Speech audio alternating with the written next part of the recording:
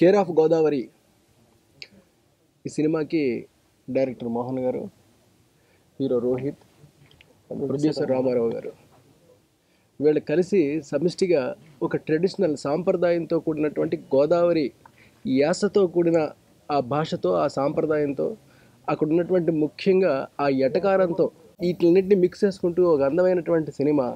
ఈ మధ్య లేటెస్ట్గా మనం బాగా రుచి చూసినటువంటి సినిమా ఒకటి ఉంది, శతమానం భవతి. ఆ కోవలోకి చెందినటువంటి ఈ సినిమాని రేపే మీ ముందుకు తీసుకొస్తున్నారు. సినిమా గురించి అడిగి తెలుసుకున్నాను నేను.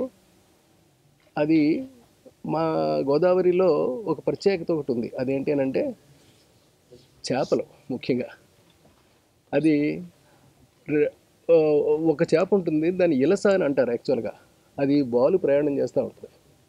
చేసినంతసేపు వాలు అది ఇలసలాగే ఉంటుంది తప్ప ఇంకా దానికి ప్రత్యేకత ఏముండదు. అన్ని చేపలతో పాటు అది కూడా ఆధారకే పలుకుతుంది తప్ప ఎక్స్ట్రా రాదు.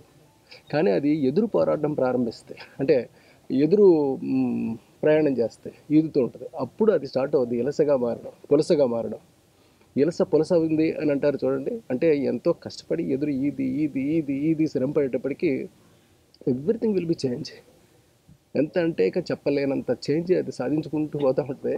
అందుకే దాని ధర కూడా చెప్పలేనంత రేంజ్కి మారిపోతూ ఉంటుంది. That is the something speciality. ఇప్పుడు ఇక్కడ ముఖ్యంగా ఈ సినిమా కథలో వీళ్ళు అన్వయింపుగా చెప్పింది ఏంటంటే, ఈ ఇలస పులసగా మారడానికి ఎంత శ్రమ పడిందో, హీరో తాను అనుకున్నది సాధించడం కోసం అంతా శ్రమపడ్డాడు అని చెప్పి ఒక హాస్య ధోరణితోటి, ఒక సాంప్రదాయపు ధోరణితోటి, ఒక మనం అనుకున్నామే ఇప్పుడు అలాంటి ఒక మన నేటివిటీకి సంబంధించినటువంటి ఒక టోటాలిటీ తోటి తయారు చేసినటువంటి సినిమా. వాళ్ళందరూ బాగా మనసు పెట్టి చేశారు. ప్రొడ్యూసర్ గారు బాగా ఖర్చు పెట్టి చేశారు. డైరెక్టర్ గారు ప్రతి సీన్ని కూడా హృదయానికి అతుకునేలాగా, రెండోది ఎక్కడ నాన్ స్టాప్ కామెడీ, ప్రతి చోట కూడా నవ్వించేలాగా, ఎక్కడ గోదావరి యాస కానీ గోదావరి ఎటగారం కానీ పోకుండా మనకు అందివ్వడం కోసం కృషి చేశారు. అందుకే నేను శాంపిల్గా ఇందులో రఘు కుంచే గారు ఒక ప్రయోగం చేశాడు. ఆయన గోదావరి యాస మీద పాట. ఆ యాస స్టైలే వేరుగా ఉంటుంది, ఆ భాష విధానం వేరుగా ఉంటుంది. టోటల్ ఏదో ఒక డిఫరెంట్ ప్యాటర్న్ ఉంటుంది అందులో. ప్రతి ప్యాటర్న్లోనూ ప్రతి పదంలోనూ కూడా ఒక తీయటి ఎటకారం ఉంటుంది. ఆ ఎటకారాన్ని బాగా పాటలో కూడా అన్వయిస్తూ, పాటలో కూడా మనకి అక్కడక్కడ చూపిస్తూ ఆ గోదావరి అందాల గురించి ఒక అద్భుతమైన పాట చేశారు. నేను చాలాసార్లు విన్నాను ఆ పాట. చాలా బాగుంది పాట. ఎవరు చేశారేంటి పాట విన్న తర్వాత ఇదే ఇంత మంచి పాట ఎవరు చేశారా అనుకుని తెలుసుకుంటే రఘు కుంచే గారు ఈ సినిమాలో అని చెప్పారు. చాలా ముచ్చటపడ్డా, చాలా బాగుంది. ఐ హోప్ మీరందరూ కూడా డెఫినెట్గా రేపు రిలీజ్ అవుతున్నటువంటి కేర్ ఆఫ్ గోదావరి అనే సినిమాని తప్పకుండా శతమానం భవతిలాగా ఆస్వాదిస్తారని. సో మమ్మల్ని కృష్ణారెడ్డి గారిని నన్ను ఈ ఫంక్షన్కి ప్రత్యేక అతిథులుగా పిలవడానికి కారణం కూడా ఆ కేర్ ఆఫ్ గోదావరి. ఈ టైటిల్లో ఉన్నటువంటి అర్థం ఏదైతే ఉందో, సో దానికి అన్వయింపుగా సో గోదావరి జిల్లాల నుంచి ప్రయాణం ప్రారంభించిన వాళ్ళం కాబట్టి, సో మేము మా చేతుల మీదుగా దీనికి సంబంధించినటువంటి ఈ సినిమా ఆవిష్కరించబడితే బాగుంటుంది, రిలవెంట్గా ఉంటుంది అనే అభిప్రాయంతో మమ్మల్ని అడగడం. సో మేము కూడా చాలా హ్యాపీగా ఫీల్ అయ్యి ఈ కార్యక్రమానికి వచ్చాం. కృష్ణారెడ్డి గారు చెప్పారు, అంటే ఆ కంటెంట్ ఏంటి, ఇలస పులసగా మారినట్టుగా కథాంశంలో ఉన్నటువంటి హీరో పోరాటం యొక్క ప్రతిభని సో డైరెక్టర్ ఎలా మలిచారు. అలాగే నిజ జీవితంలో హీరో రోహిత్ గురించి కూడా 2 years బ్యాక్ నాకు పరిచయం ఉంది. సో ఏదో పట్టుదలతో ఏదో సాధించాలి, హీరోగా నిలబడాలి, నేనంటూ ఒక ఆర్టిస్ట్గా సో నా టాలెంట్ని ప్రదర్శించుకోవాలనే తపనతోటి అతను కూడా సో అలాగే పోరాడుతున్నాడు. పోరాడితే ఎప్పటికైనా విజయం సాధ్యమవుతుంది, ఆ విజయానికి సరైన గుర్తింపు వస్తుంది అనే నమ్మకంతో ప్రొడ్యూసర్ రామారావు గారు, డైరెక్టర్ మోహన్ గారు, సో ఈ టీం అంతా కూడా కృషి చేస్తున్నారు అనేది మనకు అర్థమవుతూ ఉంది. సో ఈ సినిమాకి అంటే ఎన్నో పెద్ద సినిమాల మధ్యలో ఒక చిన్న సినిమా రిలీజ్ అయ్యి సో సక్సెస్ అవ్వాలంటే కంటెంట్ ఉండటంతో పాటుగా సో దానికి ఒక ప్రత్యేకమైన ప్రమోషన్ కూడా కావాలి. ప్రమోషన్ ఉన్నప్పుడే ప్రేక్షకులకి మొదటి నోటీస్కి వెళ్తుంది, నోటీస్కి వెళ్తేనే దాన్ని ఆదరించడానికి కూడా అవకాశం ఉంటుంది.